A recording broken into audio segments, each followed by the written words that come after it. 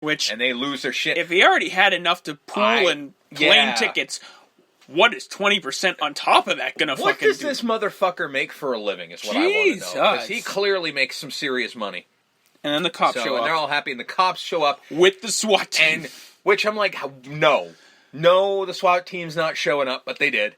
And no fucking 20 cop cars aren't showing up. Yeah. The chief of police is here. Yeah, like it is. Apparently, this is a very powerful man. So, cops show up everywhere. One of them bangs on the door to Margot's place, and she's like, Todd, you can come out here. If you want to come in, you got to break the goddamn door down. And then the cops do. And then they break through the entire Griswold house. SWAT teams go through every window. I'm like, they've destroyed the house more. Mm-hmm. And then they all just like freeze, and everybody puts their hands up. Ellen puts her hand on Clark's dick, because I always assume like she's protecting what's most important to her. That's what I'm assuming. So then they're just like they have that line of like, nobody move. May I blink?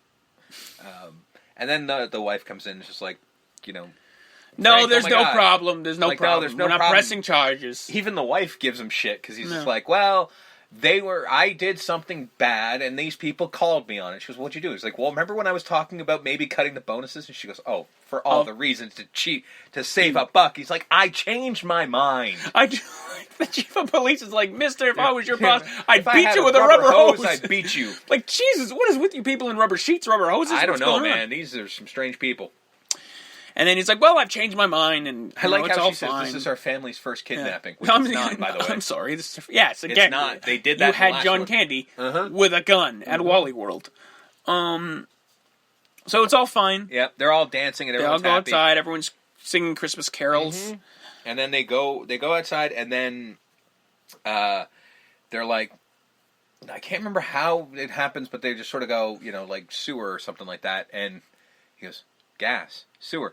And he looks at Uncle Lewis, who's about to drop a match. Who just lighting a fresh stogie. Don't drop that! And he drops it, and he goes flying and exploding, and then so does Santa Claus and the reindeer. And with that, Aunt Bethany decides, I'm going to sing the Star Spangled Banner. Yep. So she does, and everybody sings along with her. Cousin Eddie salutes, because that's what he does. And by the end, it's over, and she just goes, play ball! Credits. And we get the music back up, music swells, credits. For some reason, as the camera's pulling away and the credits are rolling, we just get Clark looking at Snots. Standing there looking at Snots. Like, just literally staring at him for like a minute, and then he kind of just pets him. It starts out where he's looking at nothing, and then he looks down at Snots, and then pets Snots. That's what we get for the credit. I don't know why, but hey, why not? One last good moment with Snots. I guess so.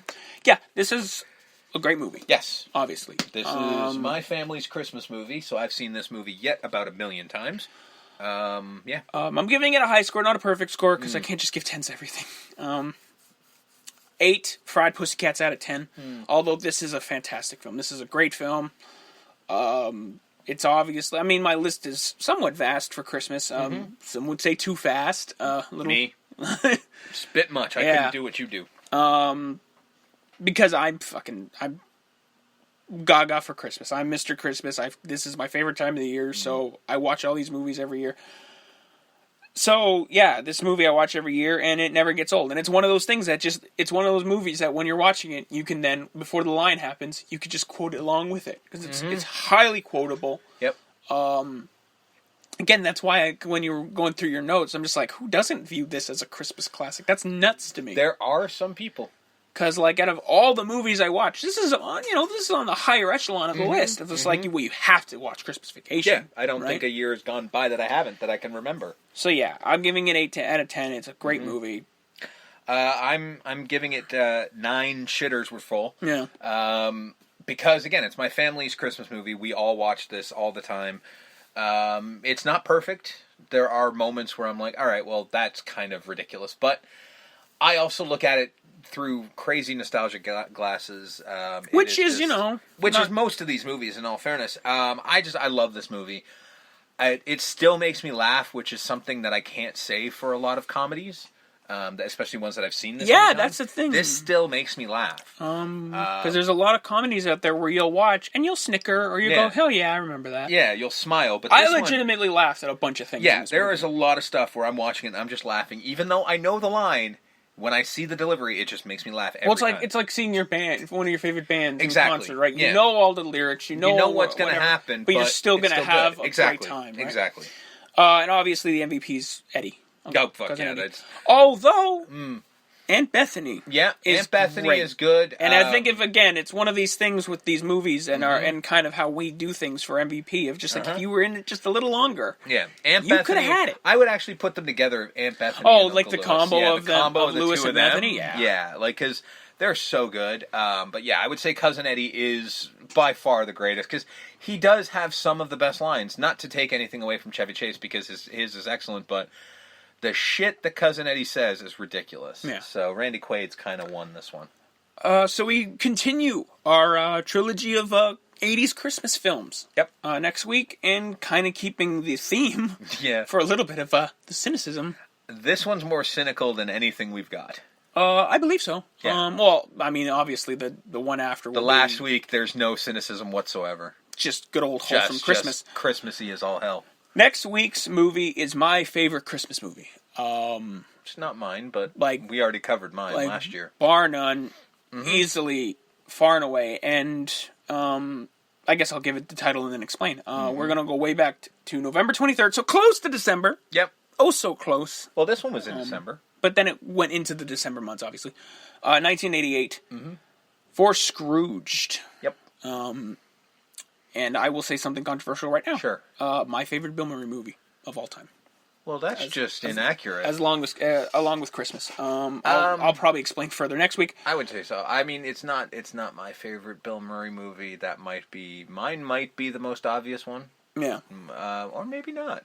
Oh, maybe it might be Caddyshack. I mean, trust me, we'll get there with Bill Murray. But yes, we have to cover Scrooge. It's my favorite Christmas movie. It's a fantastic Christmas film. So it kind of leans towards we wanted to do traditional Christmas, but I guess we are not capable of it.